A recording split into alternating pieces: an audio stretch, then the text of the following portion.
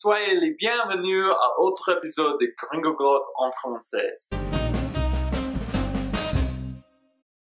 Dans cet épisode, je voudrais annoncer mon but de changer mon accent pour parler comme un Québécois. Je vais documenter ce changement pendant cette année et aujourd'hui est le jour numéro 1. Mais peut-être tu te demandes, mais pourquoi veux-tu parler avec l'accent québécois?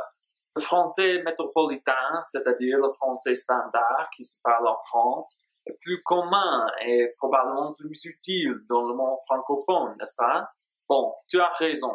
Le québécois n'est pas si utile à l'extérieur du Québec. Quand même, les activités d'imitation que je vais t'apprendre cette année seront utiles pour n'importe quel accent que tu veux adopter. Cela dit, il y a plusieurs raisons pour lesquelles moi, personnellement, je veux apprendre le québécois. Mais l'explication la plus simple est que j'ai un ami proche qui est québécois. Toujours quand je parle avec lui en français ou je rends visite à sa famille, j'aimerais pouvoir m'exprimer en utilisant leur façon de parler. Mais c'est très difficile pour moi de comprendre l'accent.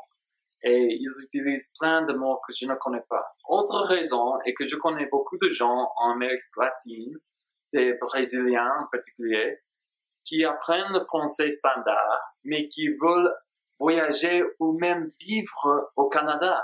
Mais personne n'apprend l'accent et le vocabulaire québécois. J'ai pensé que ça serait super cool d'aider mes amis brésiliens à apprendre le québécois avant de se déplacer. En vérité, à ce moment, je ne sais presque rien sur les différences entre le français standard et le québécois.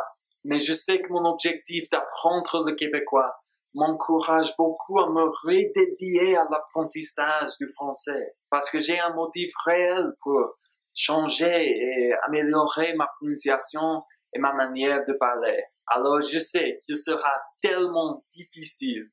Mais avec cette chaîne, je m'en prends courage. De nouveau, je sais que c'était un épisode un peu court, mais je voulais simplement commencer à documenter cette évolution. Bon, j'espère que cette vidéo t'a plu. N'oublie pas de mettre un j'aime et de t'abonner à ma chaîne.